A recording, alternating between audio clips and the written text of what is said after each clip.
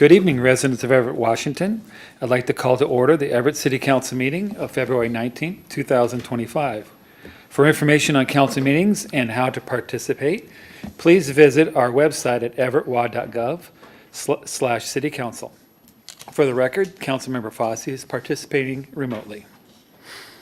Clerk, will you please take the roll? Mayor Franklin. Here. Vice President Zarlingo. Here. Councilmember Fossey. Here. Councilmember Bader. Here. Councilmember Ryan. Here. Councilmember Vogely. Here. Councilmember Tui. Here. President Schwab. Here. At this time, I'd like to ask Councilmember Tui to lead us in the Pledge of Allegiance. Thank you. Please rise.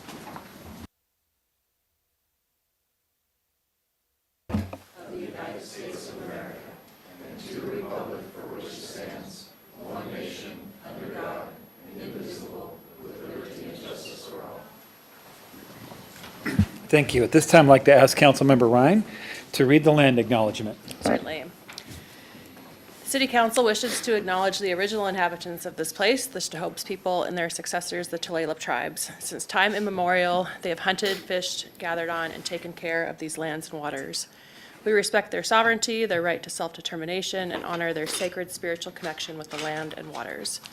We will be honest about our past mistakes to bring about a future that includes their voices, their stories, and their people to form a more just and equitable society. Thank you very much. On to old business. Do I hear a motion to approve the minutes for February 12, 2025? Councilmember Ryan so moves. Second. Motion and second's been made. Clerk, please take the roll. Vice President Zarlingo. Yes. Councilmember Fossey. Yes. Councilmember Bader. Yes. Councilmember Ryan. Yes. Councilmember Vogely. Yes. Councilmember Tui. Yes. President Schwab. Yes. Well, good evening, Mayor. Good evening, President Schwab and Council. First, we'll be swearing in 2 new officers this evening, so I'd like to invite Deputy Chief Hendrickson forward to introduce them.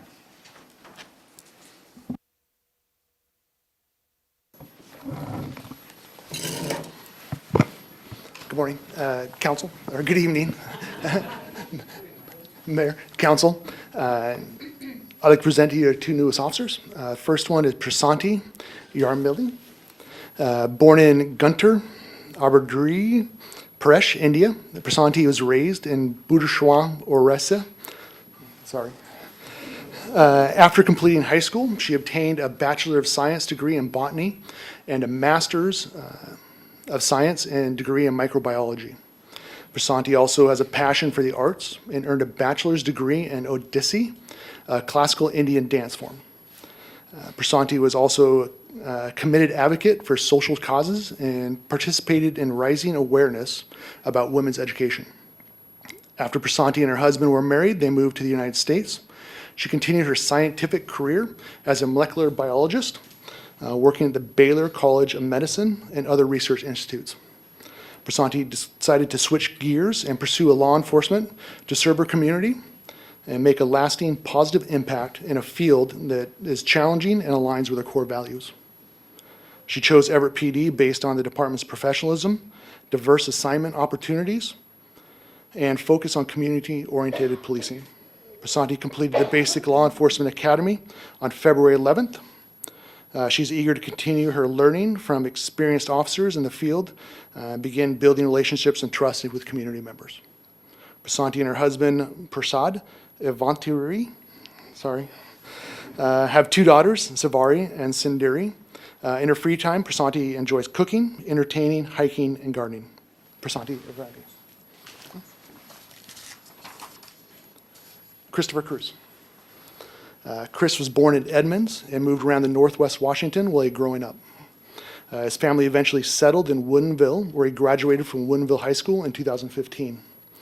Following graduation, Chris joined the United States Army in 2016 as an infantryman. He's first stationed at Fort Polk, Louisiana, in the operations group.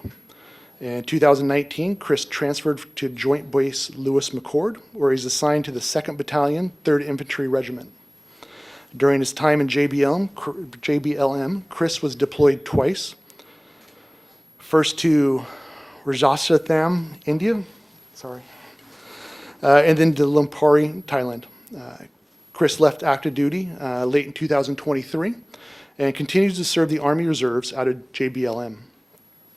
Chris was drawn to law enforcement from a young age. After his active duty service with the military, he knew he was ready to pursue it as a career.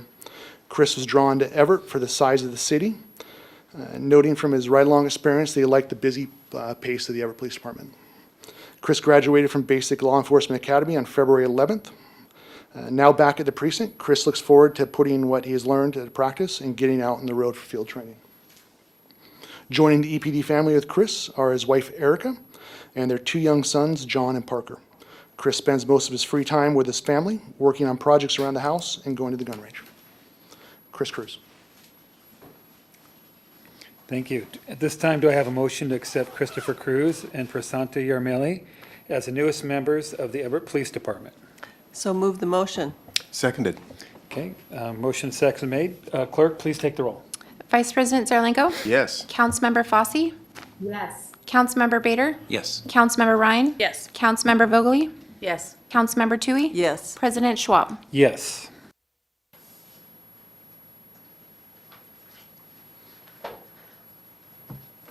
Step up. Come join me. Say this kind of slow. Please raise your right hand and repeat after me. I, please state your name, I, Christopher Cruz, do solemnly swear do solemnly swear that I am either a citizen of the United States or a lawful permanent resident, that I am either a citizen of the United States or a lawful citizen permanent resident, and a resident, that I will support the Constitution of the United States, that I will support the Constitution of the United States, the Constitution and laws of the state of Washington, the Constitution and laws of the state of Washington, and the charter and ordinances of the city of Everett, and the charter and ordinances of the city of Everett. and that I will faithfully, honestly, and impartially I will faithfully, honestly, and impartially perform the duties of police officer perform the duties of a police officer according to the best of my ability. according to the best of my ability. Congratulations.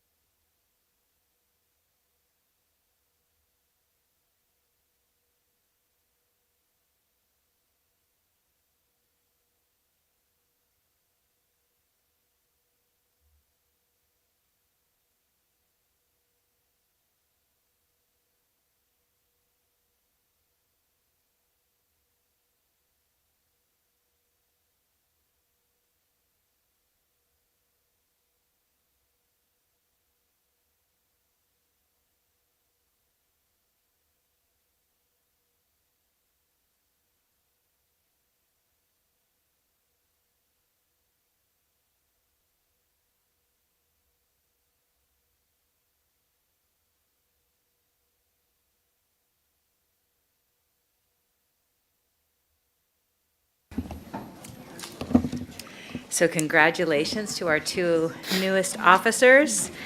Welcome to our team, and thank you. Thank you to the family as well that's joining today. A couple other updates I have. Yesterday, I was in Olympia. I had a few great meetings with our hardworking delegation on behalf of the city, as well as the mayors and business leaders for public safety. I had a chance to talk with our delegation on public safety, funding for a regional fire training facility, our state budget, and the impacts to local municipalities.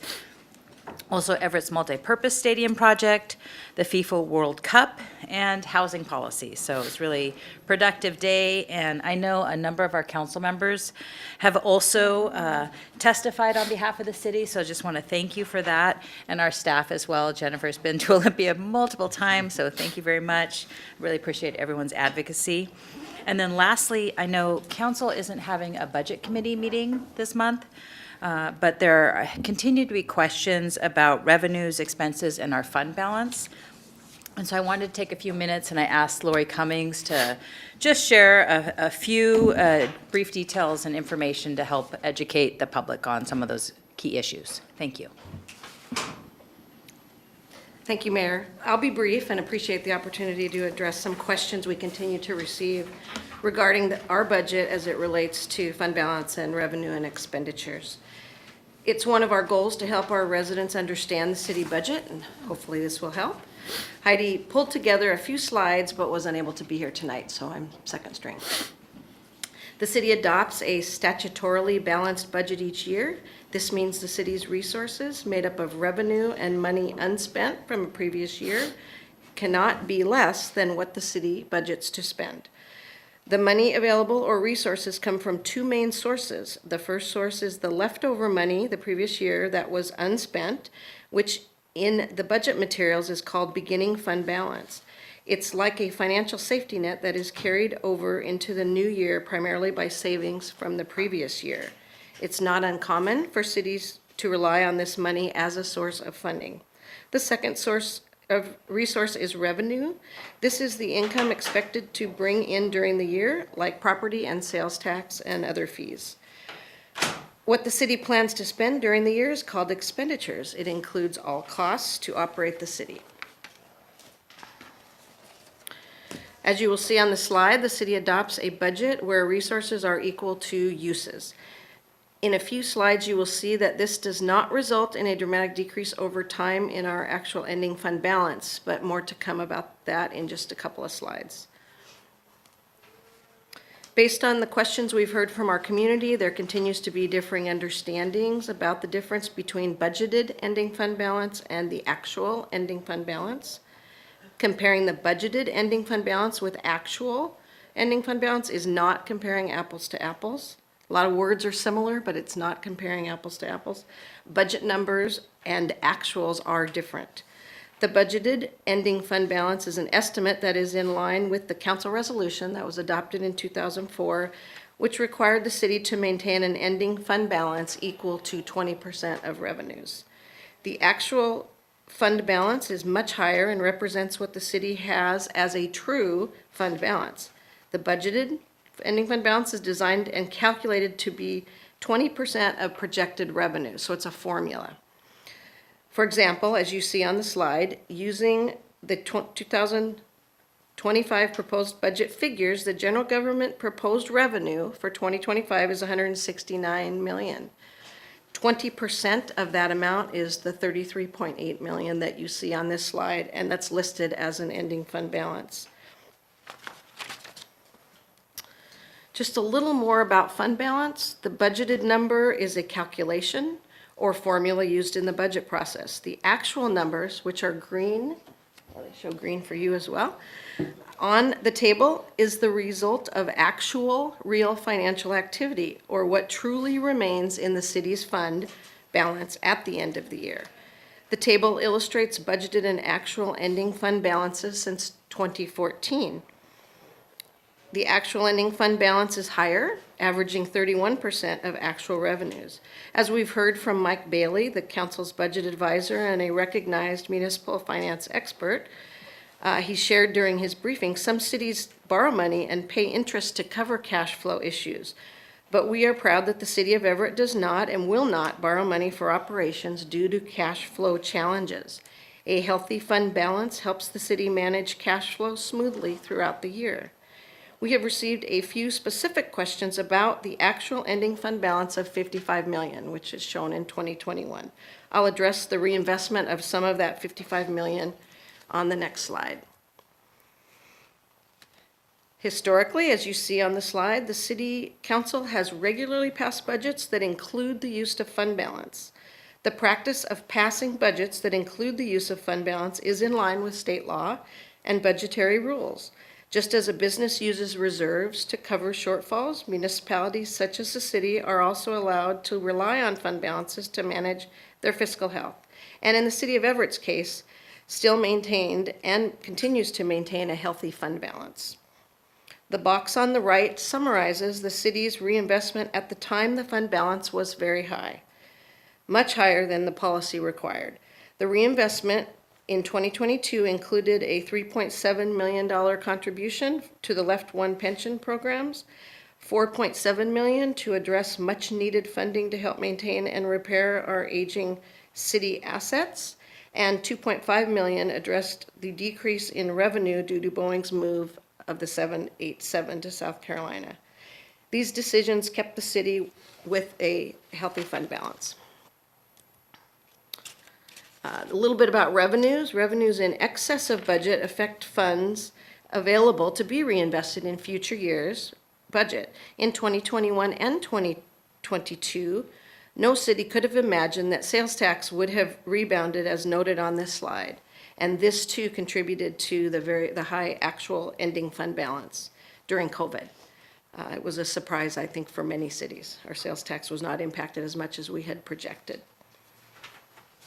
The last, this is a repeat slide, but I think it's helpful to summarize that the city's actual ending fund balance is healthy. The green is the actual ending fund balance. I hope this offers some reassurances that the city has a healthy actual ending fund balance and both reinvests in the community each year while maintaining a healthy fund balance. Thank you, Lori. I appreciate that. And again, this was just due to the questions that we've had about this and the fact that we didn't have a budget committee this month. I wanted to make sure to update the public and the council as needed. So obviously, Lori's available if you have any questions. Councilmember Bader. Great. Thanks, Council President. Thanks, Lori. Good presentation. So three questions. One, I think, back when we were approving the budget in December, I think I misunderstood that the 2021 high fund balance was due to ARPA money coming in, when it was really, I think, if I get it right, sales tax revenue. Is that right?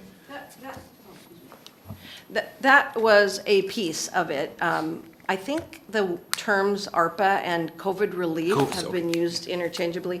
And so the sales tax revenue rebound that we didn't anticipate contributed to an increase in the ending fund balance, COVID related, because we had projected that revenue to be down. It wasn't. So the words COVID were used, and I apologize if we had misrepresented that and implied that it was specifically ARPA dollars that made that difference. I think another important part of it, I hope I didn't interrupt you. Another important part of that were the big reductions that were made in services through 2020. So in anticipation of this plummet and the uncertainty, there were like drastic. Yeah, so that's the other side of it, not just the revenue, but also the expenditure cuts in 2020. Thanks. Two other quick questions, and maybe these are ones you have to get back to us too on, Lori. One, any estimates yet on how the Boeing strike is going to, last fall, is going to affect this year's budget, if at all, or this year's finances? I think I will accept your offer to wait, although I will say that when we learned of the Boeing strike, Heidi and her team jumped into action that day, that evening, and spent time doing a lot of research into the previous strike and the impacts. And so some of that was anticipated, certainly. So, but with that, we'll get better details for you when Heidi's back. And then one other question, if I may. So got the nice little monthly reports there, and just significantly the general government revenues being down so much year to date. I don't know if you have any comment at this time, but would be grateful for information on that and thoughts about what that does, how that affects our finances as well. That preliminary December report does not include the last quarter of sales tax, and so we're anxiously waiting for that. That said, some of what you see is reflective of the finance team's reduction in revenue projections based on the Boeing strike. Thank you. Other questions? Yeah, I was Councilor just Quinn. going to ask, because we didn't have that budget committee and meeting today, and the December financials that came out, the revenues were way off, and so I think it really want to have a meeting where we can talk about potential, what's going to happen and how we're going to address this, but I don't really think we need to wait much longer. I'm disappointed we didn't have a meeting today, that's all. Just to help, just for some context, I guess, I did work with Council President and Vice President on the calendar, and because we have a kind of a meaty presentation on the comprehensive plan tonight, we discussed not having the budget committee, and I owe you all an email with a budget calendar. That was sort of the main content for the meeting, was the budget calendar, and Council President Schwab said that sounds like an email, and I think that he probably is right, and so it just hasn't gotten out, and so I promise that I will get it out to you guys by the end of the week. And so just so that you know, it was a joint decision, but the the mayor just wanted to get a few slides out today, so, yeah. And I have a question about projections for the ending fund balance of 2024. You'll recall that we do not finalize our budgets until the audits are done. It's usually June or July of the following year. So this June or July, we'll have more certainty around that. I'm not seeing anything that dramatically will impact that ending fund balance, but our finance team needs some more time to really crunch those numbers. As I said, the sales tax, if they've received it this week, I haven't heard. So we are waiting on that last portion of sales tax that doesn't come in until February.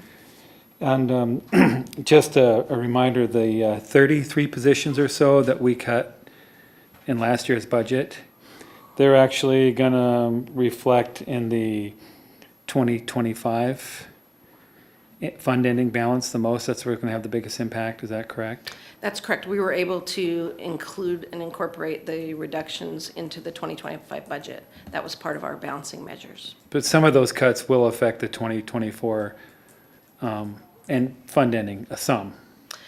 Some will. If you recall, there was some, when people leave the city, there are some additional costs that we incur that we had calculated as part of the cost in terms of the reduction. So most of it will be 25, but maybe a little bit in 24.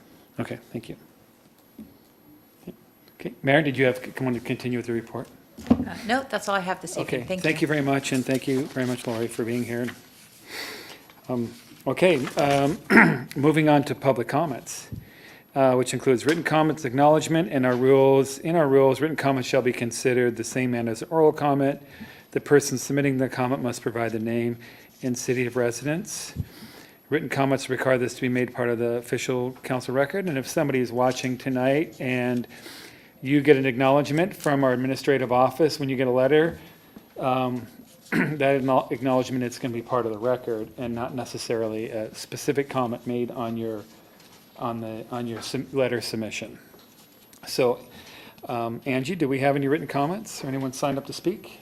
Good evening, President Schwab. We do have one written comment received by Cassidy Bellew regarding hope and wellness, and that was submitted to council, legal, city clerk, and administration to be part of the record.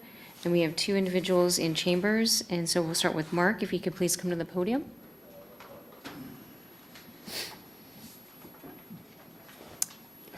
If you could just hit the right button on the base of the mic, yep. And then state your full name, city of residence, and you have 3 minutes to speak. Yeah, it's Mark Hawkins. I'm sure a lot of you already know me, formerly with the Everett Herald. I've been a photographer in this town for over 45 years. In February of this past year, 2024, 2 of my vehicles were stolen from my front yard within 6 hours of each other. The thief stole my first car, returned 5-6 hours later, stole my second vehicle. In the process, he tried to run me over. Okay. The city tried to contend that I fired 5 shots in my own car. Well, I don't know if you know this, but Washington is a stand your ground state. If somebody's trying to kill you, you can defend yourself. My daughter found both of my vehicles. The Everett Police Department didn't do anything, didn't lift a finger to even try to find my cars. Okay. When the second car was recovered, my daughter located it behind Rodling Toyota. When the detective got wind that she had acquired the video evidence of the thief dropping my car off, rummaging through it, skateboarding off, he insinuated in his report that my daughter had something to do with it, with that theft. Why? Because she's smart. All 4 of my daughters are very intelligent girls. When I came down to pick up my car after it was released from evidence, nothing was done to the car. They didn't go through it. They didn't run forensics on it. And in the report, Detective Purcell stated to the effect that because I wouldn't answer his questions, the investigation was pretty much over. But yet they kept my car for 60 days. The day I got the letter to go pick up my car, I called. I told Mr. Buss at the evidence room, the tire's flat, I'm gonna need to put a tire on it. Well, you're gonna have to have it towed. Well, I was told I wasn't gonna have to have it towed, and if I was, I wasn't gonna have to pay for it. Well, you're gonna have it towed, sorry. Well, can I just put a tire on it and drive it? Nope, you can't do that. Why not? You just can't do that. A couple of weeks later, I called again, trying to find a solution. Nope, you're gonna have it towed. About the 58th day, I think I had 60 days to pick it up, I called again, said, my buddy's got a trailer, we can pull it in there, we can load it up onto the trailer and get it out. The reason they didn't want me to come and change the tire was because they had to call an officer off the street while I changed the tire. I can have that tire off and on in 5 minutes. But they were willing to have a tow truck driver come, dolly the front of the car up, load it onto a tow truck, and have me get it out of there. There's a lot more to the story, I'm just touching the basics. When I offered to come get my car, the officer said, yeah, that'll work, that should be fine. Great, my buddy's got a trailer, let me get a hold of him, we'll come get the car. Give me a few days to arrange it. Trailer was in Tacoma, I called back, no answer. Actually, I didn't call back, I'm sorry. 4 days later after that phone call, I had a letter in the mail from Dick's Towing saying that my car had been towed from Everett to their lot in Marysville, and I had to pay $400 for the tow and $60 a day. If you could just wrap it up. It's good. Yeah. Thanks. I still don't have my car. The city needs to give me my car back, or they need to make restitution. I will never, ever, ever, ever, ever let this go. Ever. You will see me for the rest of your life. Give me my car back or pay me for the car. There's a lot more to the story that you don't know. I would love to sit down and talk with you guys in person. Thank you. Okay, thank you. Michelle, if you could please come to the podium. And state your full name and city of residence. You have 3 minutes to speak. Michelle Pendergrass, Everett, Washington. I feel for that guy. That's terrible. I can't believe we would let that happen to somebody. I'm so sorry. They're just totally effed up. That the city would not give him his car back. It was stolen. Anyway, I have 2 things to talk about. One, somebody else, was hit by a car and killed. Another life ended because Broadway is a terrible, terrible place to call pedestrian friendly, yet there's tons of pedestrians trying to make use of the businesses. I'm sure that the businesses would like you to consider that they would get more business if it was more pedestrian friendly. And maybe it doesn't need to be a thoroughfare as much as a pedestrian friendly, like place where businesses and mixed zoning, all that. Anyway, I know this was an older guy, but he didn't deserve to die early, and neither did my friend's son. Damn it.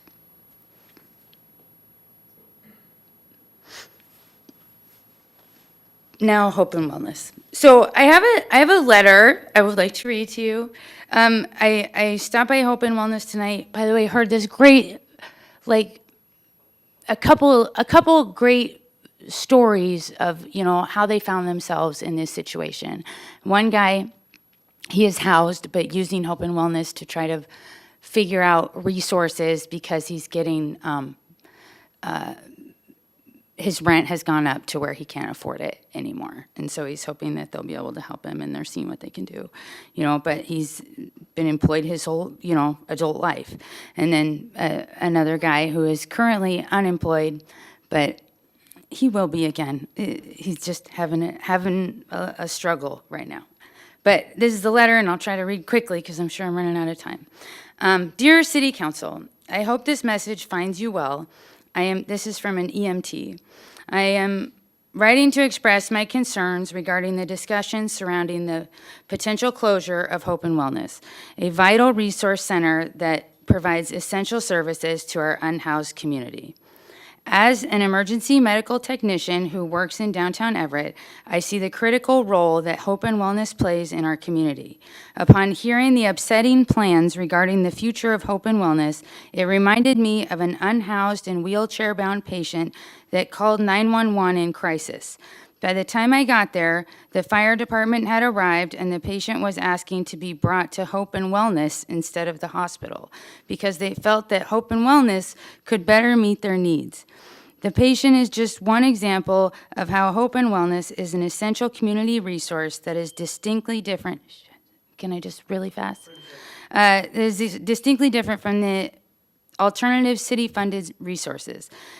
The existence of this low-barrier facility lessens the load that is placed on emergency medical services and hospitals by providing an alternative space for people to go when they are in crisis or in need of support. The impact of this establishment goes far beyond the basic needs, fosters dignity, support, and hope. He goes on, and I don't want to steal your time. Thank But maybe I'll read the next part at your next evening meeting. Thank you. Have a good night. That concludes our public comments. Okay, moving on to council comments. Councilmember Zarlingo. Thank you, President Schwab.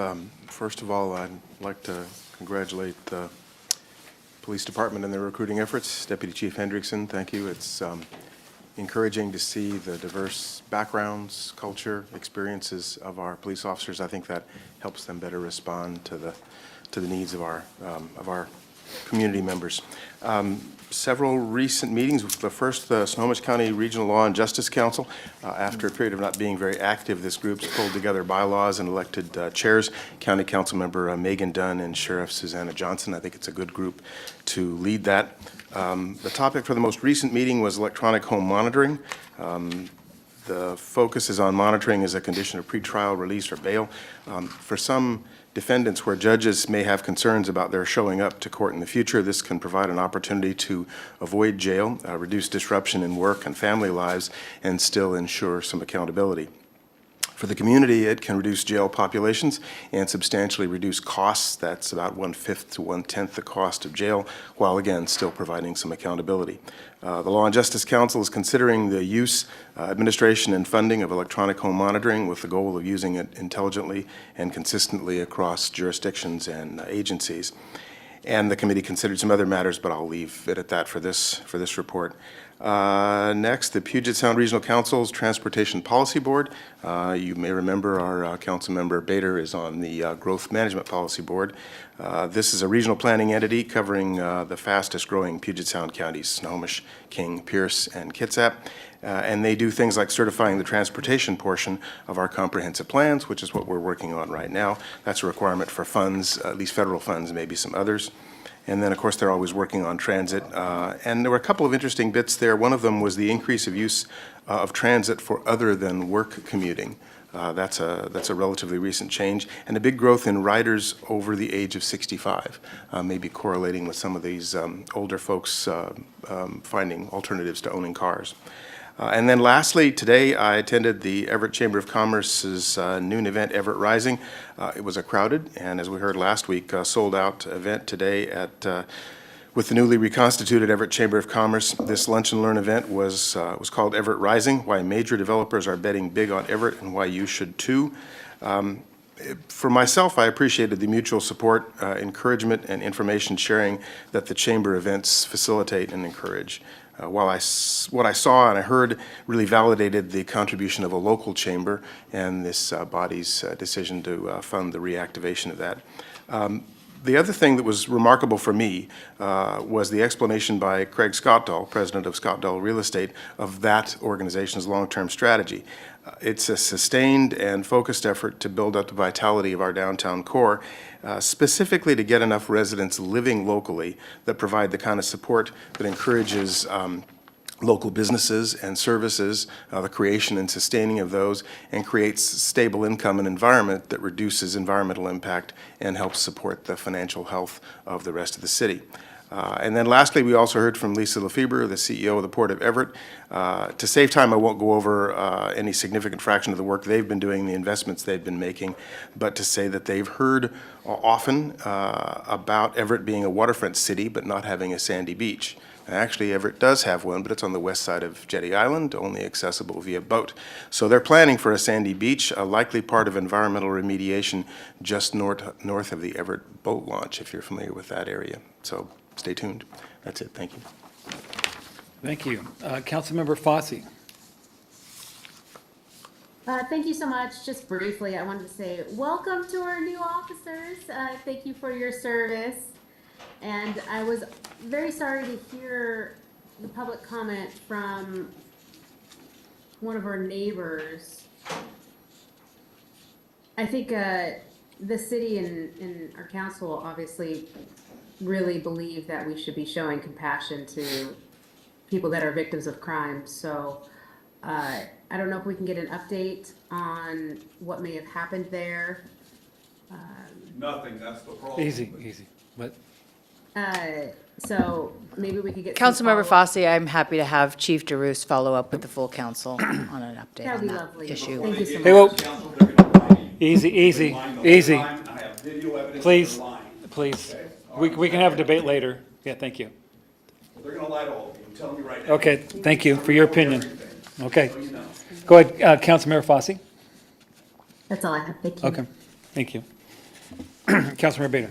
Real quickly, my report, the Everett Public Library Board of Trustees meeting was Tuesday night, and a short meeting, only about 40 minutes long, but Library Director Cooley, a couple of points from her report, as she has been doing lately, gave a report on security incidents at the library, and part of that report, they can exclude people from the library for misbehavior or not following the rules of the library. And so there are about 20 people right now that have those exclusion notices. So just wanted to share that. And I think that's a pretty typical number from what I was getting from her. And then they're about to embark on their next strategic plan process, and they're finalizing the scope of work for that strategic plan process right now. So, and that's it for my reports tonight. Thank you. Thank you. Councilmember Ryan. Great, thank you. Good evening, everybody. Last Thursday, I attended the second Hope and Wellness group meeting to talk about solutions for Hope and Wellness, and just appreciate everybody still willing to come to the table to talk about it and find a resolution. So still making progress. That's good. Last Friday, I attended the Volunteers of America Western Washington Rise and Shine breakfast and at the Carl Gibson Center, and saw a lot of familiar faces there, and just appreciate the continuing work that the city does in partnership with the VOA to provide community and a safe place for our refugees and our immigrants and other marginalized communities. On Monday, I attended the Lowell Neighborhood Association meeting, and we had a great presentation from the engineering staff about a stormwater project that's happening in Lowell on First and Lenora. It's a catch basin to help with cleaning water before it heads off into the river there.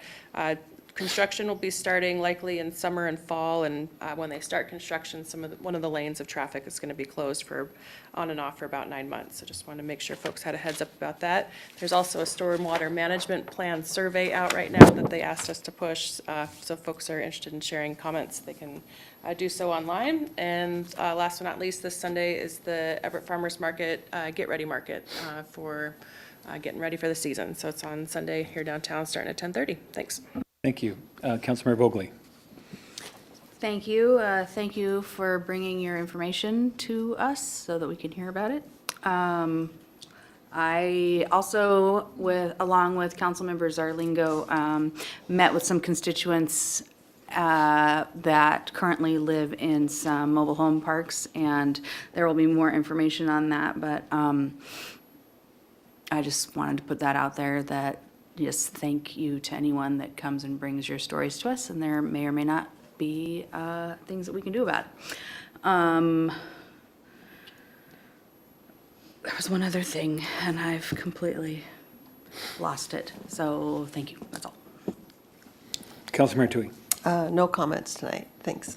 Okay, and thank you. And then I look forward to putting together a calendar for our budget discussion. So I appreciate us getting on that right away. I appreciate you guys, and hope our staff is getting better. Okay, so I'm going to move to our consent items. We have 9 items, 1 through 9. Do I have a motion? No question? President Schwab. Is there any administrative update or? Oh, I'm sorry. Thanks, Yeah, sorry. thanks for reminding me. I'm No ready to get going here, aren't I? Okay, is there any more admin update? Actually, no, but I already said the thing about the budget calendar, so that's all that I had, so. That's it. Okay, thank you. City Attorney? No report and no executive session. Thank you. Okay, thank you. All right, so moving on to consent items. Do I hear a motion? Councilmember Bader moves the consent items. Councilmember Ryan seconds. Okay, motion and seconds is made. Clerk, please take the roll. Vice President Zarlingo. Yes. Councilmember Fosse. Yes. Councilmember Bader. Yes. Councilmember Ryan. Yes. Councilmember Vogely. Yes. Councilmember Tui. Yes. President Schwab. Yes, and thank you, Councilmember Bader, for being our sergeant of arms. I appreciate it. And wasting our Thank you. time. Okay, moving on to proposed action items. We have Council Bill 2501, second reading. It's been read in. Is there any questions or comments on item number 10? Okay. Okay, hearing none. The third and final reading will be February 26th. Okay, item number 11, Council Bill 2502-12, first reading, adopt an ordinance creating a special improvement project entitled WPCF Electrical Switch Gear Replacement. Third and final reading is 3/5/25. Are there any questions or comments?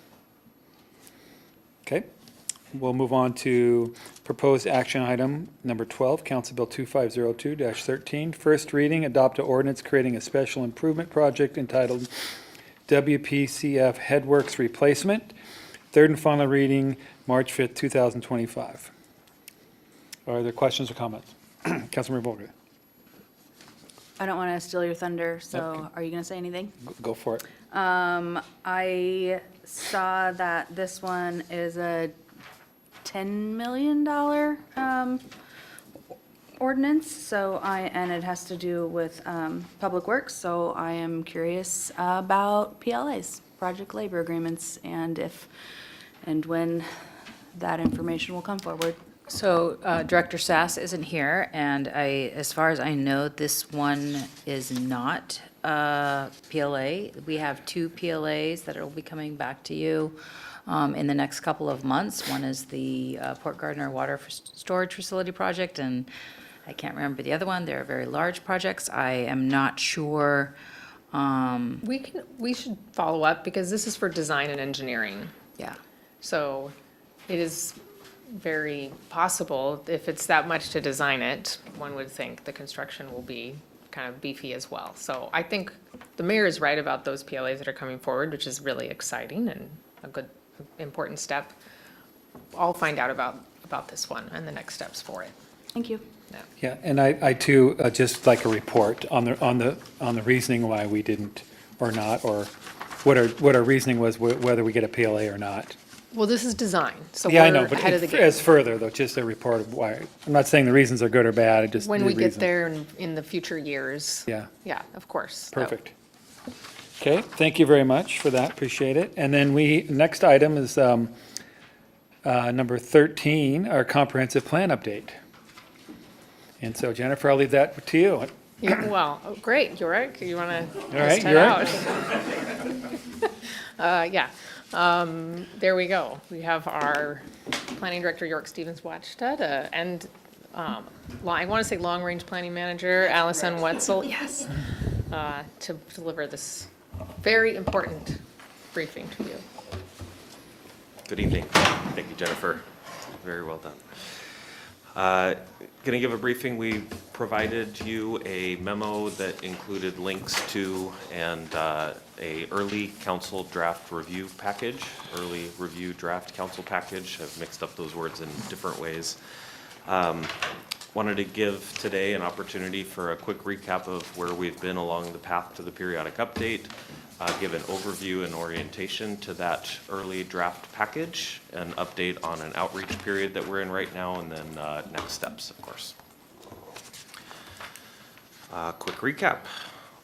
You've seen this slide before. This is a required periodic update under state law. We need to extend the planning horizon from our current 2015 to 2035 planning period to 2044 as a planning horizon. We need to respond to new state laws that have been adopted since 2015 when we last did a major update to the comprehensive plan.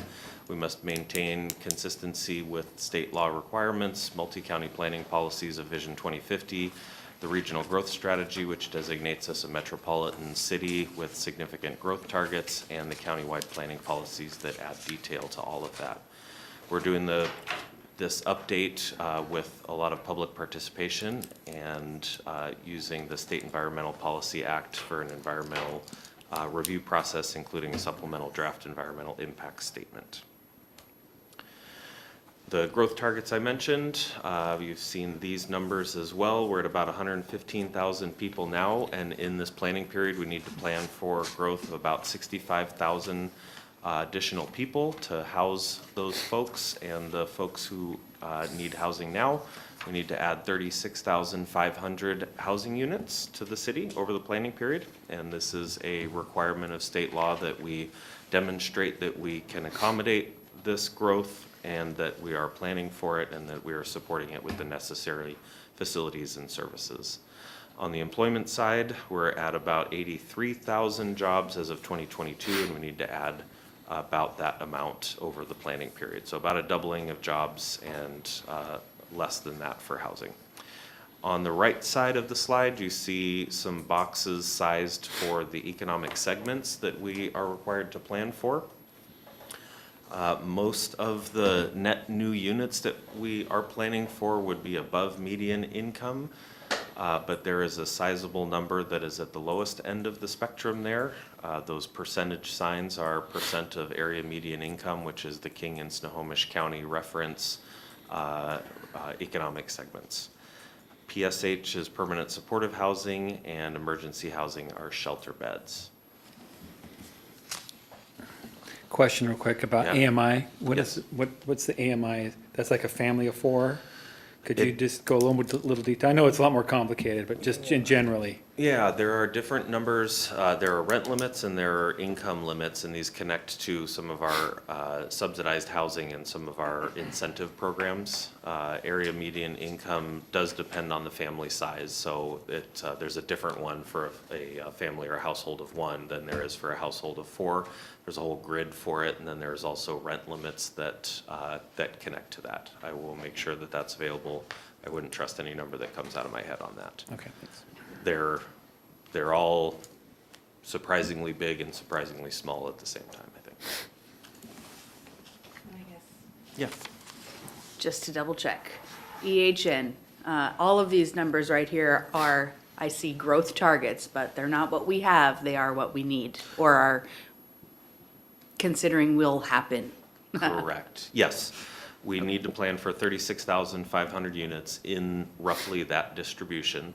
That distribution comes from state law and from a process in Snohomish County tomorrow that we went through with other cities and the counties to allocate the need. So the state defined what the county-wide need is throughout Snohomish County, and then all of the cities and the county work together to kind of divvy that up according to a fair share principle. So cities that have more lower cost housing now are planning for a little bit more higher cost housing to bring balance, and the reverse for cities that are predominantly more expensive, they will be needing to plan for more on the affordable side. Okay. So this has been kind of our guiding framework throughout this entire process. Another slide you've seen before, we have worked through a couple of alternatives, mostly last year and in 2023. We defined a set of growth geographies, our urban corridors, corridor frames, our metropolitan center, some connectors, smaller arterials, and the neighborhood residential zone. We had the current plans extended, which reflects just a continuation of our existing policies and maps over the next planning period. We had a concentrated alternative that went really big in tight areas, maybe unrealistically big. And then we had the dispersed growth alternative that implemented the state's middle housing law and House Bill 1110, as well as the connectors and a low-rise development type along those connectors. The dispersed alternative wound up being, I think, the overwhelming choice that we heard in our interactions with the public and with the Planning Commission and with staff. it meets all of the regulations and seems to be kind of the best middle ground fit. So we moved forward with mainly that dispersed alternative into the preferred growth alternative, and that is the proposed zoning map that you had in that packet. I'll show 3 slides on how the maps have evolved from 2023 when we first developed the growth alternatives. We had high-rise, mid-rise, low-rise, and neighborhood residential and industrial were the general types, and we kind of painted with a broad brush of where they could be. Over time, that was refined parcel by parcel as we worked through and looked at topography and looked at what's on the ground now and street patterns and everything. And then now this is where we're at with kind of a fully refined version, although certainly not complete. There are still some areas of the city that we're working on with neighborhoods, with property owners and otherwise. And we would love in this next process to hear your feedback and where we should make some changes before we complete a full draft and send it to the state and Puget Sound Regional Council for their review prior to, of course, adopting it in June.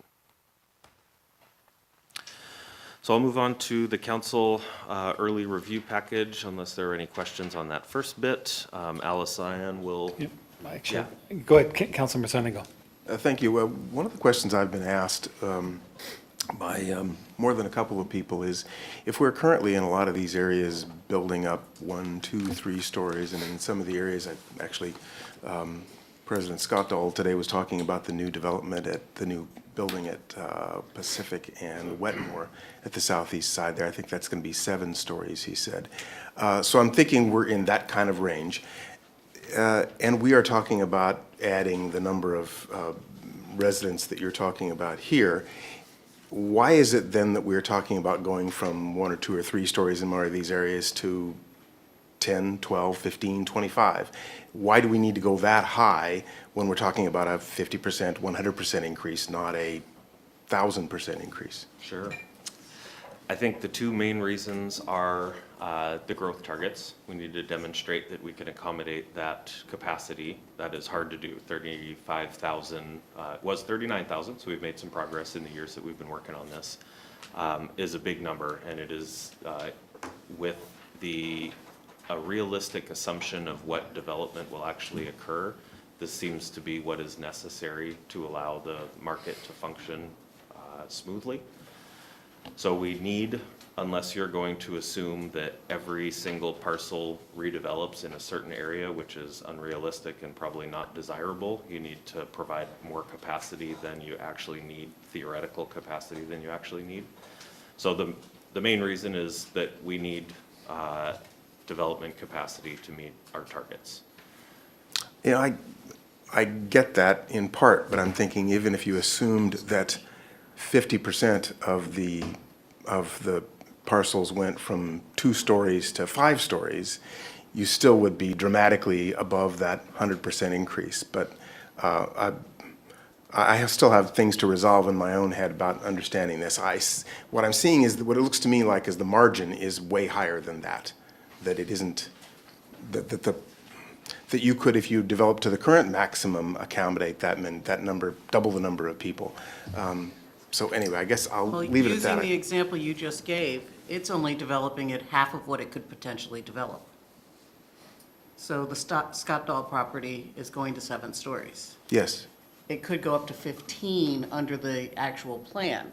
So if we were to get all of that 15, we would be able to make it on fewer lots, but they're only developing half of what they could. I get that. Yeah, I get that. so Well, I guess what I'm saying is, we have to provide in other places to make up for that margin that isn't being done on that site. yes, I get that, but I guess what I'm saying is even if you kept the current zoning and you developed to the maximum of that on half of the lots, so in a lot of these areas downtown, you went to 10 stories, 8 stories, something like that, you'd be dramatically higher in terms of the occupancy numbers than we are right now. And I'm trying to, in my own mind, understand say areas on Evergreen Way South or on 527 in my district, 10 10, 12 stories kinds of numbers when the current development is 3. I'm not sure I understand why I don't get the equation that way. I feel like if you just use basic math on that, if you went from 3 to 6 stories and only a fraction of those did that, you'd still have way more housing than the doubling that we're talking about here. I'm certainly willing to take this offline. I've walked through these and I keep coming back to that number not making sense to me. Sure. The county did a buildable lands analysis of our capacity, our existing capacity, and found capacity for 20,000 housing units, so about half of what we need. That is with a specific set of assumptions that the buildable lands process uses, but that kind of shows that we needed to do more. There was, other than the growth targets, and I think flexibility is an important one. We don't know where the market is going to go.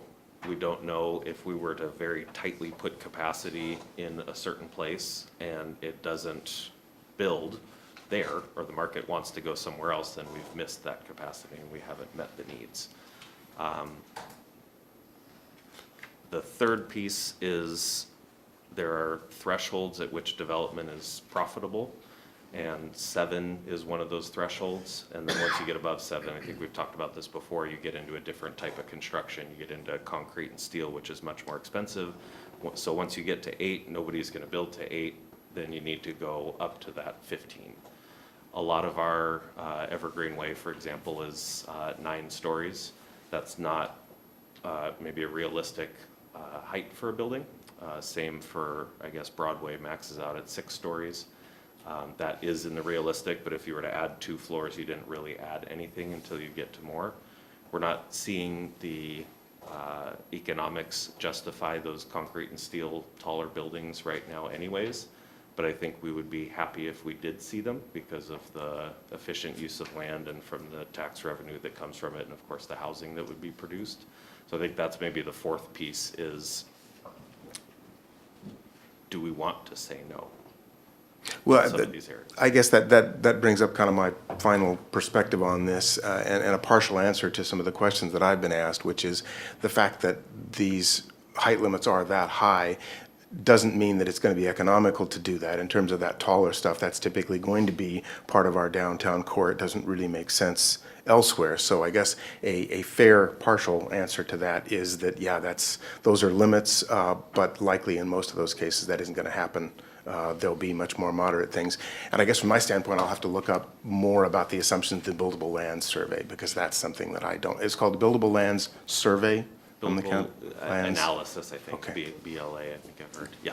Okay, thank you. We also did a whole development capacity, land capacity analysis that I can make available to you, and we're updating it for the minor changes from alternative 3 to the preferred alternative. So we'll rerun it through and you can see exactly what the assumptions are. We actually did a model that shows where individual parcels based on their land value to improvement value ratio would be likely to redevelop and into what. And so that took a shot at trying to not assume everything would build to a certain place, but a realistic, maybe a third of them would build 4 stories, a third of them would build 7, and just a few would build to the full 15 stories. And then what would that give us? And we have dot maps and everything to show that. Well, thank you, because that helps in terms of our outreach to our communities and understanding what's behind this, what are the goals, and it helps a little bit at least in terms of the earlier slide you had in terms of which communities need to provide which level of housing, because I think Everett certainly provides a big chunk of the affordable housing here in various forms, and the question I get from community members is what are the other communities doing to take their share of that load in terms of affordability? Sure.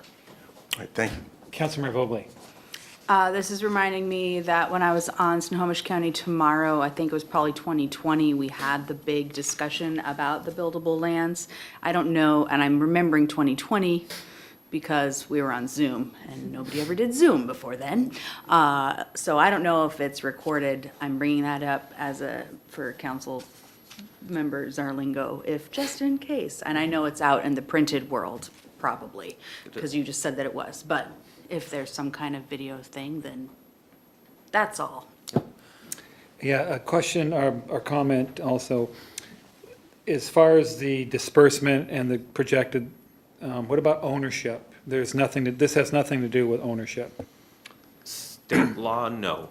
Okay. Our own, we've heard from the council, from the planning commission and others that the ownership, the mayor, that ownership is a goal of the Yeah. city and making sure that we have opportunities. And so we've taken steps in this to do as much as we can. And I appreciate that, but in essence, when you zone something for 7 stories or 10, really what, with the condominium rules here in the state, we're basically saying these are all going to be rental units in all practicality, so, okay. I hope, and I'm sure Jennifer is ringing that bell in Olympia as much as anyone can, that we are able to solve the condominium. I think that is a key to having more ownership opportunities. In the meantime, I think the middle housing is a great new opportunity. That is a type that isn't subject to the same liability problems that others are. We're trying to make we're working on, you see a lot of land division regulations still under review. We're trying hard to make it so that you could produce a lot of ownership duplexes and fourplexes and townhouses. I think for the short term, that's going to be our primary route to ownership product. In the long term, I think we've got to solve condos. Thank you. Okay, thank you. Alisanne is going to run through, so the early package, 3 main parts: maps, comprehensive plan, development regulations. Alisanne will walk through the comp plan stuff, and then I'll come back for development regulations. So we have provided you with 6 of the goals and policies for the elements of the comprehensive plan, including housing, urban form, design and development, transportation, climate change, parks, recreation, and open space. For you guys tonight, luckily, the last 2 are just rewrites of existing strategies. I'm not even going to be discussing them, so we'll cut that out a little bit, making it quicker. So as we were putting the goals together and the policies together, our goals are written as if we have achieved what we want to do, whatever it would look like at the time of 2044. Our policies, so I refer to these as noun statements. We have a wonderful community that does X.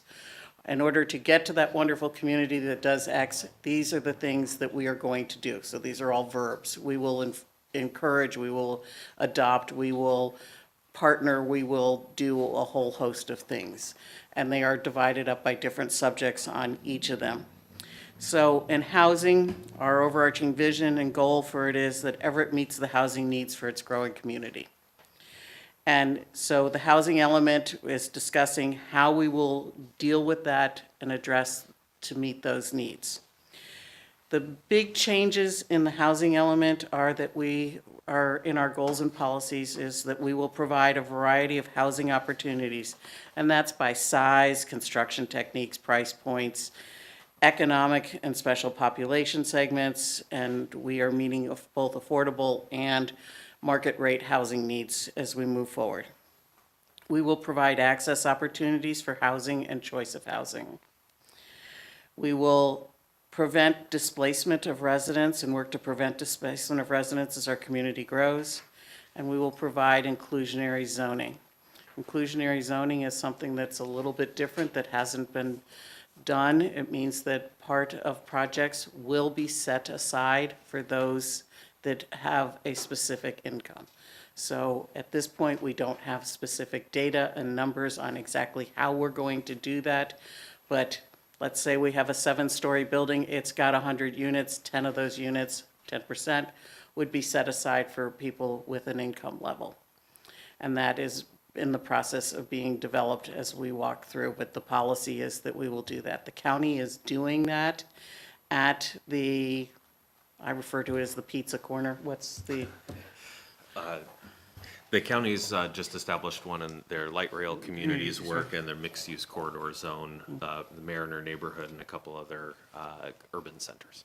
At the south end of Everett. Yeah, light rail stations. Yes, where the point comes together for the pizza zone. Any questions on housing as you've looked at those, as we've? Councilmember Mobley.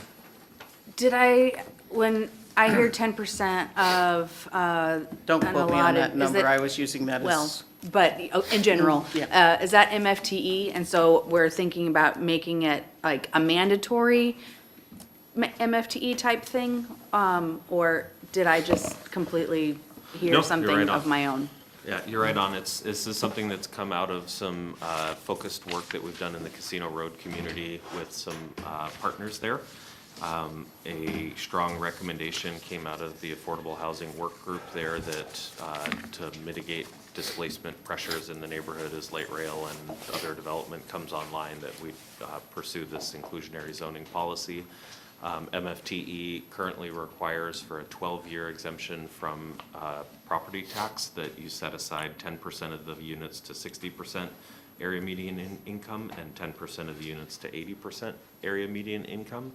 I think that's a reasonable starting place, and it's consistent with where the county is at. So basically, you would require the affordability, but at the same time, provide the tax incentive.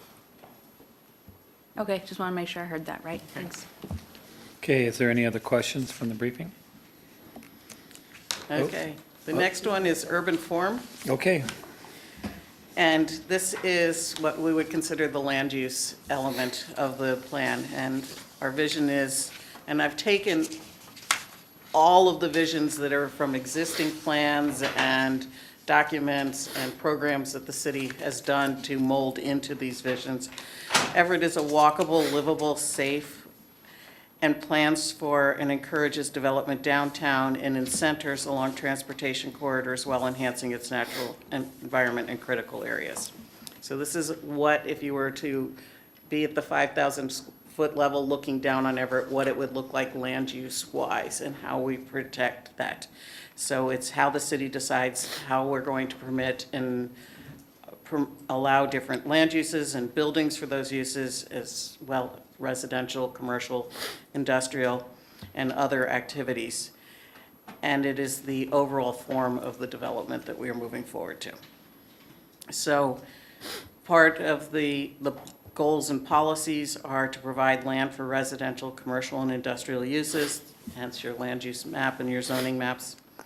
Establishes mixed-use centers near high-capacity transit stations, permits the development of middle housing in accordance with House Bill 1110. It establishes neighborhood residential constraint, and this is a new area of the residential. We all saw what happened in Los Angeles earlier this year when the fires took off up the hillsides and went through. We have several hillsides and ravines in Everett, and we have lots of long cul-de-sacs that do not have second means of egress from those cul-de-sacs. So we have looked at the land use map, the existing city street map, and in areas where there are cul-de-sacs that are greater than 750 feet, this is what the fire department uses, and fire for egress and requiring second exits. They are longer than 750 feet and only have one means of egress, and they are adjacent to a large wooded area or a wooded area. These areas are going to be zoned neighborhood residential constraint. And it started from a conversation with the Valley View neighborhood that Commissioner Ryan was at, and they said, wait a minute, middle housing, we're on the side of this hill, we only have one exit. Is this really the best place for middle housing? And so when we took that into account and started looking at what it meant not only for the Valley View neighborhood, but what it meant for other neighborhoods along the bluffs and in other parts of the city, we are saying that this area will remain as single-family residential, but with the option of ADUs as are permitted already. So there won't be the requirements for middle housing in that area. They will not be permitted until they provide a second means of egress. And some of those cul-de-sacs, it's possible to do a second means of egress. It would mean changing some land uses around, but some properties around. But until there's a second means of egress, they will stay in the residential constraint. So that's new.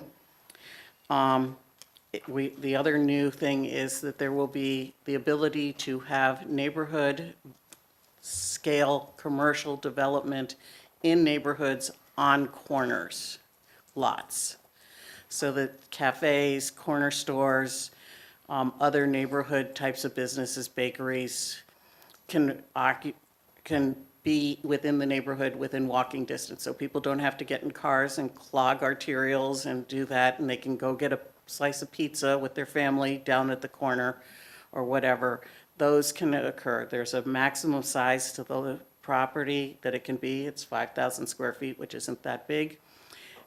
And if the building was a historically commercial structure, the storefront exists or was a commercial structure in the middle of the block that was a mixed use, even though it has lost its non-conforming status, they can go back to being a commercial structure to serve these needs, to make that building a little reusable in a different form again. So those are some of the changes. Additionally, we are promoting for the large blocks, primarily in the southern end of the city, to provide connections either through sidewalks or streets, is to get so that you aren't stuck and having to drive all the way around to get to the school. There would be a ability to create paths to the school and promote active transportation, the expansion of the grid system when new development goes in, and the protection of critical areas and environmental resources continues as part of this project, this element. That's a lot. And Councilor Marin. Great, thank you. I think I want to add one bit of context and I have a question. For the Valley View neighborhood, there's also the concern about just the weight, like the physical weight of extra structures on that bluff and how there's already homes falling down a hillside, so additional like physical weight of buildings and cars of people would be a concern for the geological stability. I'm not sure if that's a word, but geological stability of the area. So I wanted to add that bit of context. Thank you for taking it into consideration and that consideration, and then applying it citywide as well. That's fantastic.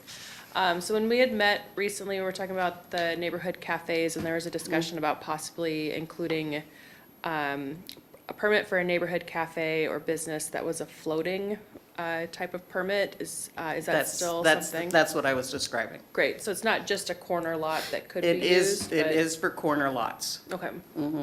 So that it wouldn't be necessarily in the middle of the block that could potentially disrupt an existing neighborhood. It's just for corner lots unless it is a historic building that was a previously built as a commercial structure. Great, thank you. Okay. Okay. Okay, next one up is design and development. And this is what the streetscape would look like. How are we doing setbacks? How are we requiring front porches or whatever else? So Everett's neighborhoods are inviting, attractive, and functional for all people. And this sets out the guidelines for the development as we move forward, which will go into what York's going to be discussing in a little bit later.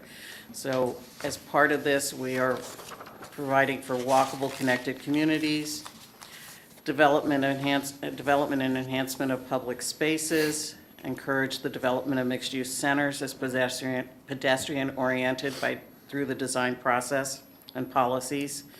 Sustainable development and historic preservation falls into this area too, and the policies for the historic preservation. So that's design and development, if anybody's got any questions.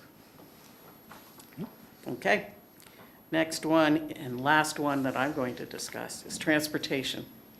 So the vision for this is that people and goods move easily, efficiently, and safely within and through Everett.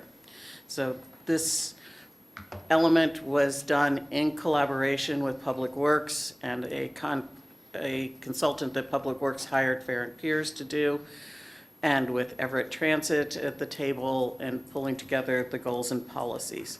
So the policies and goals for this are to integrate transportation and land use policies.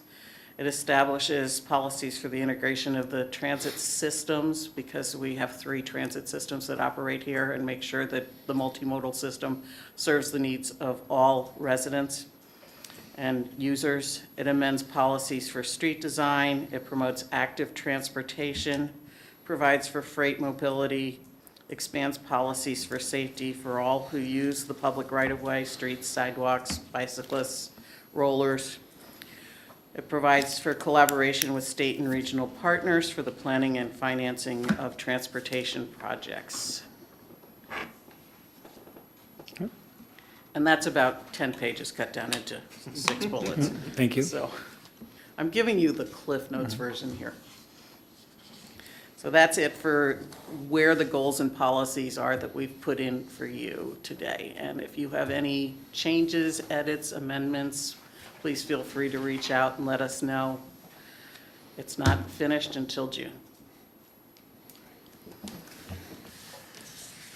And then climate change, we took the existing climate and sustainability element and then the climate action plan that was adopted later and I guess incorporated the climate action plan into the climate and sustainability element, but otherwise did little changes to that. Parks, Recreation, and Open Space, the council adopted that plan in 2021.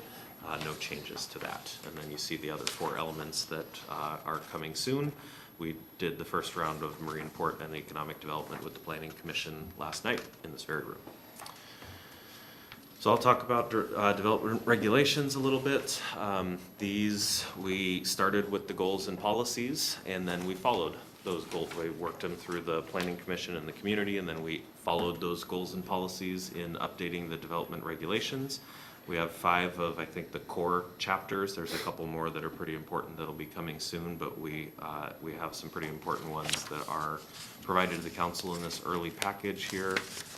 I'll walk through those really quick. The zoning map is a development regulation, and so that would be implemented through Chapter 3. 1903 establishes the zoning district, so you can see the new zones, the old zones crossed out, the new zones underlined, as well as their descriptions or purpose statements. Some of that text would be in the urban form element text as well. Chapter 5 is the use matrices. That's a pretty important one. It says what you can build and operate and where and in what zones, to facilitate the comparison between the, yes? Well, I thought you'd at least finish your sentence. But I think I ask this all the time, and I still don't have it memorized. And since we are on 19.05, can you please define P, A, and C? Yes, indeed. You'll find it in yellow on the bottom of the first page. P is a permitted use, so it means you can just go do it. Administrative use is subject to notice and discretionary approval by the department, and it can include conditions.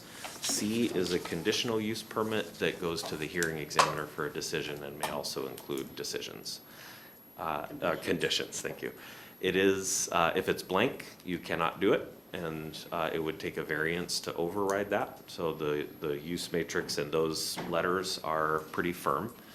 The special regulations are the footnotes, the little superscript numbers, and then the regulations that are in that side column. Those are modifiable if you meet, we've talked about this in a couple of different areas, superior results and meets the intent of the regulation being changed and limits impacts to the neighbors. Thank you. You said in yellow on the bottom, so where are you? Okay, so if I was on the internet right now, Yes. which I'm not, I'm just looking at an old draft, so I don't have a yellow highlighted Gotcha. bit. So, okay, thank you. Now everybody knows. Move on. Yes. All of this is available on everettwa.gov/2044. It's on the homepage, right there. When you type in those letters, you can find the Chapter 5 uses as well as all the comprehensive plan stuff in the maps, also in the document library. Also linked from the memo in your email inboxes. Okay. So lots and lots of uses broken up into a couple of different categories. The tables that we have in this memo are not what goes in code, but we wanted to put everything into one place to make it easily understandable and comparable from existing to proposed.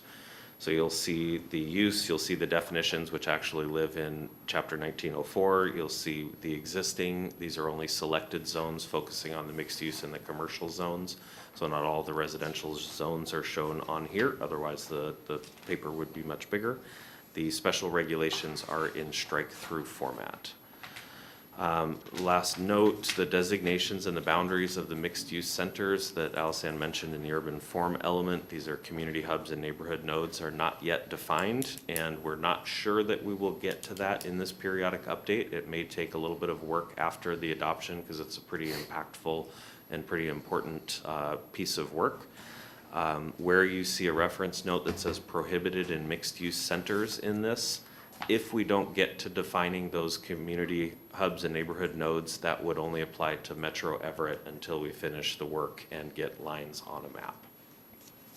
We will keep you up to date with how that progresses.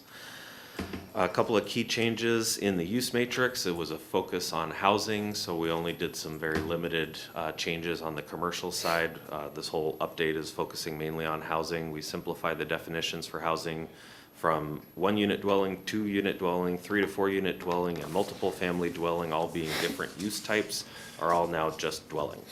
Accessory dwelling units would be also just dwellings. So no more ADUs, they're just dwellings. In the NRC zone, the neighborhood residential constrained zone is be the one counterpoint to that, where we're trying to keep all the regulations the same as they are now. Accessory dwelling units would continue to be a thing in that zone. We've relaxed limits on daycares in neighborhoods. Permitted light industrial uses, and these are all proposals, light industrial uses in the mixed urban zones so that people can make it work in Everett are one of our slogans for the city. This is a significant change potentially, but I think the impacts from light industry and assembly and things like one example was black forest mushrooms, and we had a heck of a time getting them cited in where they are because of a limitation on light industrial, and production of mushrooms was close to light industrial, so we had some difficulties. And there's some other ones like that, which I think wind up being really valued businesses and don't have much impact on the neighbors. Addressing the high employment targets, we really need to make efficient use of our scarce land, and so we've got some new limitations on uses that consume a lot of space but generate few jobs or tax revenue, and mostly those are passive storage. So look for storage yards, commercial indoor storage, which is mini storage, warehousing, and standalone parking lots are all restricted because we need jobs. And then limiting drive-through facilities in centers and elsewhere requiring walk-up windows for new drive-throughs for the pedestrian orientation of our mixed-use centers. Those are some of the key changes, but there's a lot in here that you can peruse. Chapter 6, 1906, maximum residential density is, we have maximum residential density in the existing single-family zones. Those are mostly transitioning to the new neighborhood residential zone, and the maximum density limitations are removed to comply with House Bill 1110, the middle housing law from the state. Building size in the neighborhood residential zone and intensity and number of units will be regulated and limited by maximum lot coverage by building, maximum building height, and site planning standards that will have a practical limit on how many units you can get on a lot, but we would not have just a basic restriction on how many doorknobs you can have on a given parcel. Maximum lot coverage by building for the neighborhood residential zone, that's a really important policy lever. It defines how much of a lot you can cover with buildings. That is not the same as impervious surfaces, so you can have more than that in patios and parking lots and things, but at least the buildings, which really is what's perceived as the bulk on a site. We have that set at 50 to 60% maximum lot coverage to start, depending on the number of units. If it is a single unit, you get 50%. If it is 3 or more, I think it's up to 60%. That compares to, currently we're at 35 to 40% in the single family zones, and you get another 5% for an accessory dwelling unit. So all told, 35 to 45%. We propose moving that to 50 to 60% to provide flexibility and development capacity. The state has produced some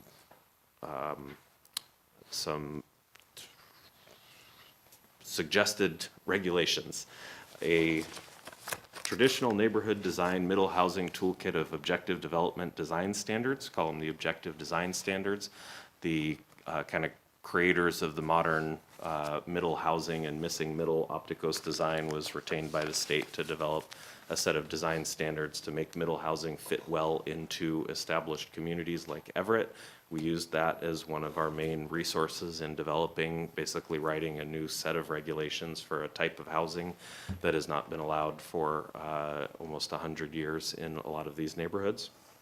There's also the state middle housing model ordinance, which is the one that would take effect in July if cities do not act on the middle housing law. The objective design standards have 60% lot coverage. The state model ordinance has 45 to 55%. So those are kind of the benchmarks to compare to. Spent a little bit of time on this one because it's 70% of the city, and it's going to define a lot about what we can fit on a site.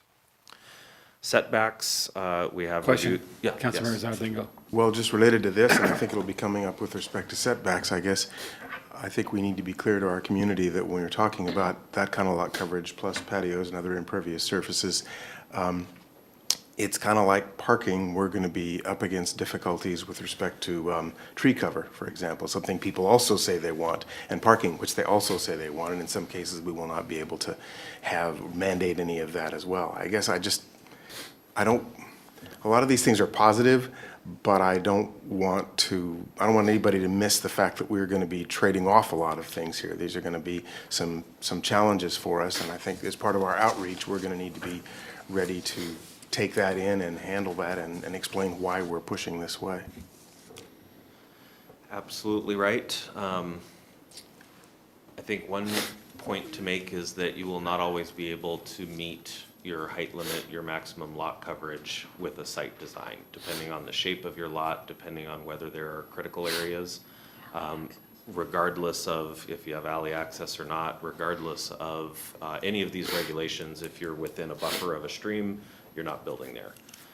In Chapter 8, 1908, we are proposing, and this comes out of the Objective Design Standards, a requirement for a shared yard for multiple units on one lot that would have to be a minimum of 20 feet by 30 feet.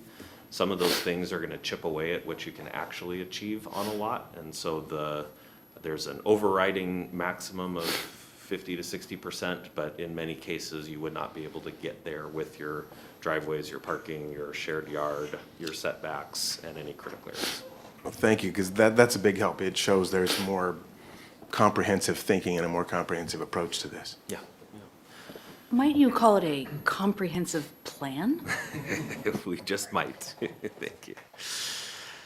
Okay, front and rear setbacks, which is how far a building can be from the front lot line or your rear lot line. We propose reducing from 20 feet to 10 feet in the neighborhood residential zone. No change for the neighborhood residential constrained zone. Setbacks would be reduced to 0 in the new low and mid-rise zones. A lot of those areas are already at 0 unless they're transitioning from like a single-family zone to a low-rise zone. That would be a reduction in the setbacks.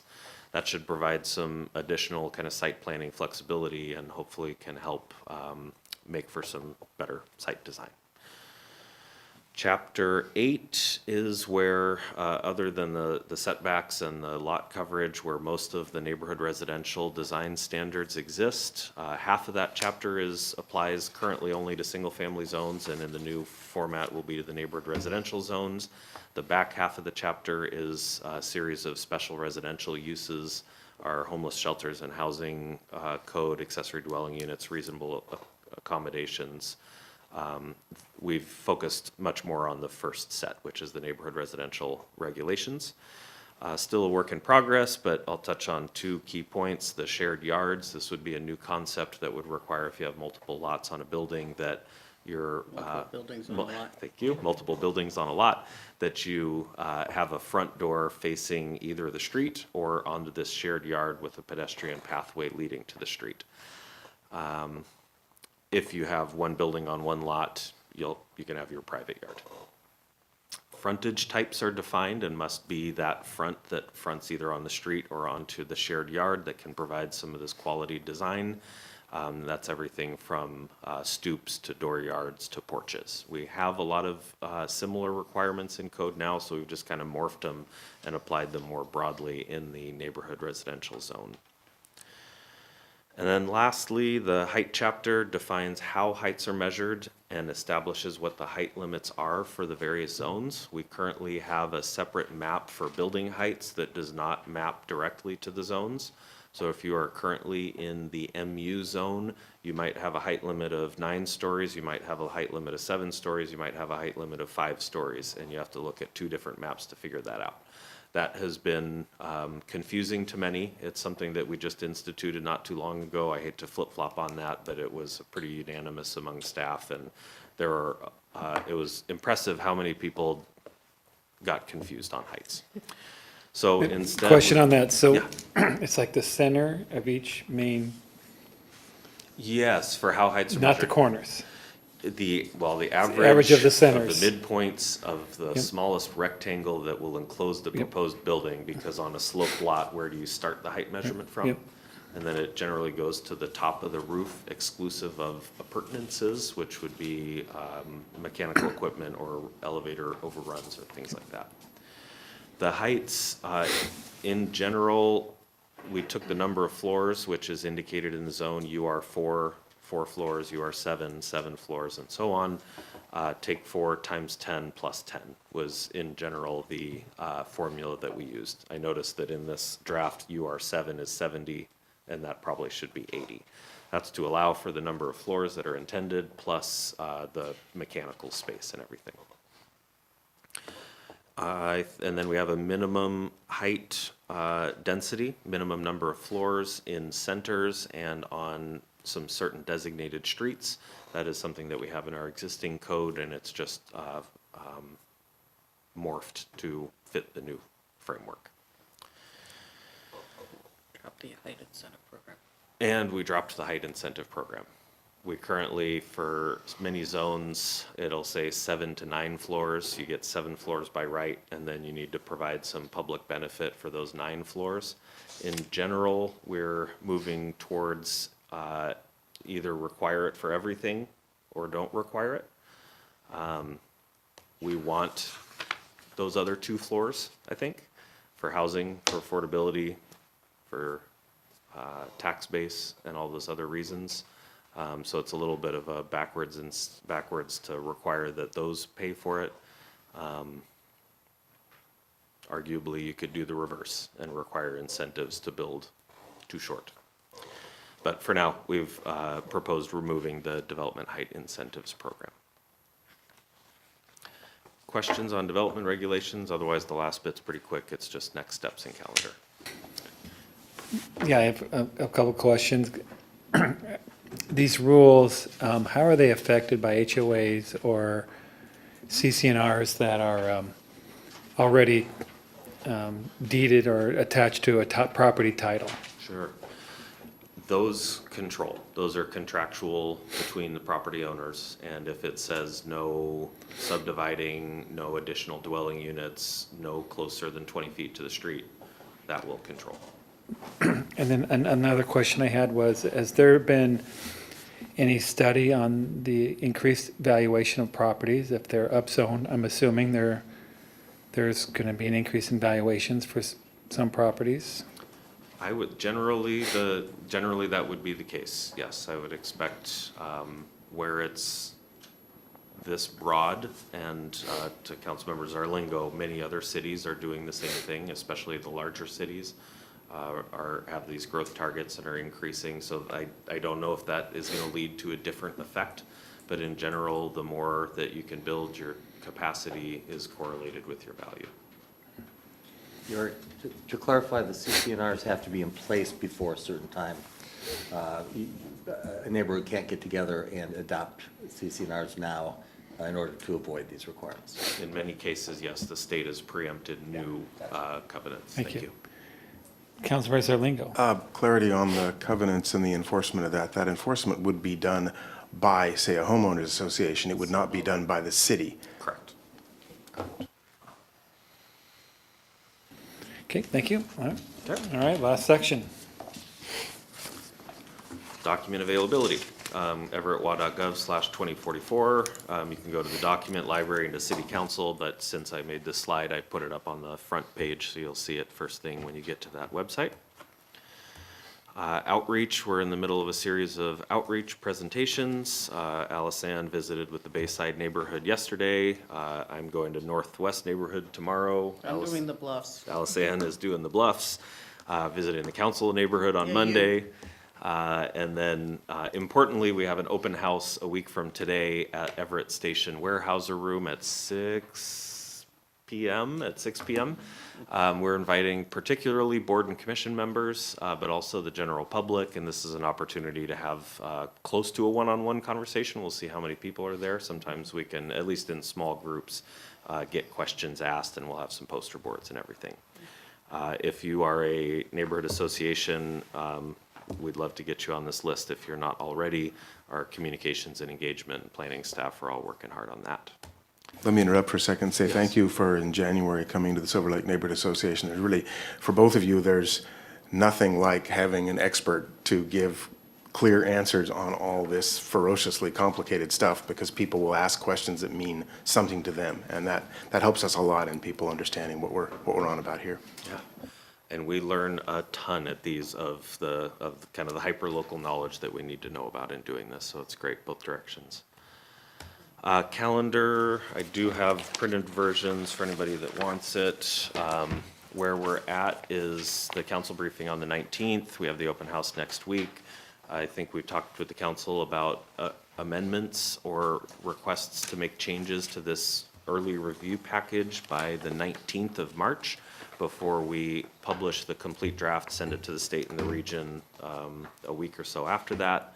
And then April will be another big comment period, and then looking at the first week in June for council consideration. So all of this remains subject to change and malleable, and we would love to hear where the council would like us to take this from here. We will follow up with the remaining pieces in a couple of weeks, I think, and that would also be. Okay, thank you very much for the presentation. I know it's a lot to cover, and we have a lot of reading to do and studying to do, so thank you for igniting that need. Any other, Councilmember? Quick question. Has the calendar changed? Has the calendar changed at all from what you handed out at the council retreat? None of the, no, we've added like neighborhood association meetings and things, but none of the big parts. Okay, any other questions from council?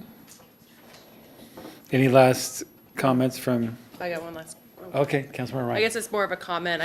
I really want to encourage people to visit the story map. It's very well done. It, for folks who are maybe more visual, or sometimes if it gets too weedy and they get kind of glossy, the story map is really helpful to break it down. So kudos to whoever put it together. It's really comprehensive. Thank you. Eric, our GIS staff, we're doing a new edition of that, should be coming out in the next couple of days. So the one that's there is great. There will be a brand new one coming out soon. Thank you. Just wanted to quickly flag that if there, as you dig into all those materials, if there are items that the council members are seeking to change in the proposal, so zoning map, development regulations, policies, encourage you to reach out to the mayor or myself to begin talking about those. Yorick is excited to meet with you to help you understand perhaps the idea, how it might be fleshed out, the right path. Maybe it's already in the code, just sometimes hard to crack that code as it were.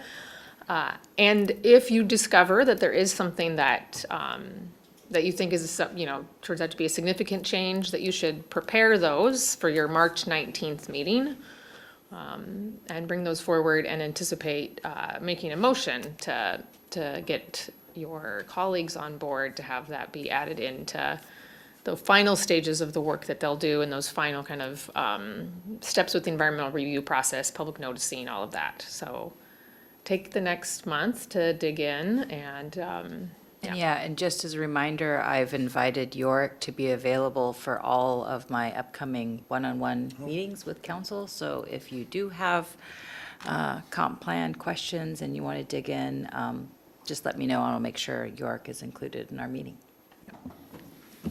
Okay, no further questions. Thank you very much for the presentation. No further business. Meeting's adjourned.